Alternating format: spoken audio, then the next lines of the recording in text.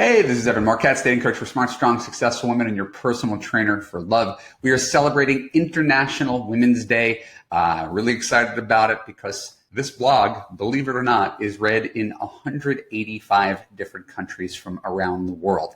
As long as you speak English, you can get something out of being here today. So whatever country you're watching from, you are dealing with some version of the same bullshit from guys.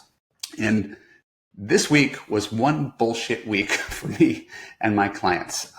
One of my clients, and I don't mean to make light of it because this is pretty serious stuff. One of my clients caught her husband cheating. One of my clients caught her boyfriend cheating.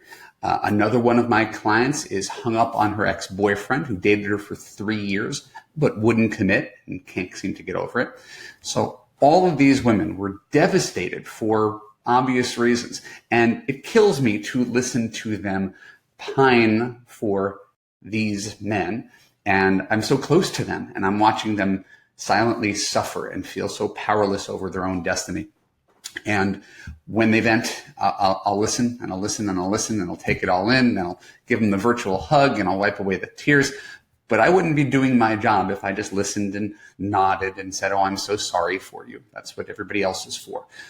Here's the takeaway that I gave them over the course of an hour. I'm giving it to you today.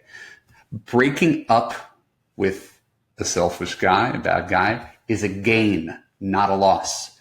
You didn't lose your husband.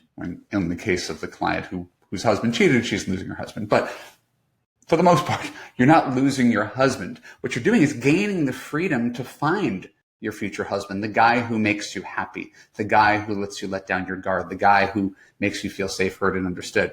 So the hard part is that it's, especially when you're lonely, especially when you're getting older, especially when you're dating around, you can find it really, really frustrating. And you just want some harbor. So you find some guy who's cute and pays attention to you and you can kind of talk yourself into anything.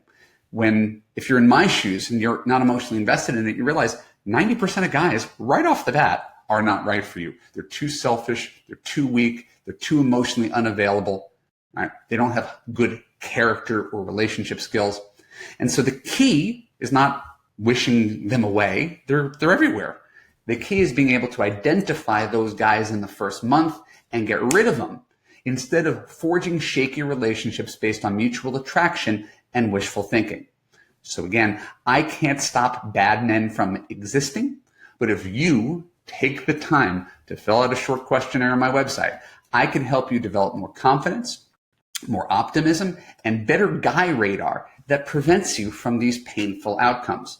So I know it's tempting to give up on guys after the latest heartbreak, but that doesn't get you the unconditional love that you want or deserve.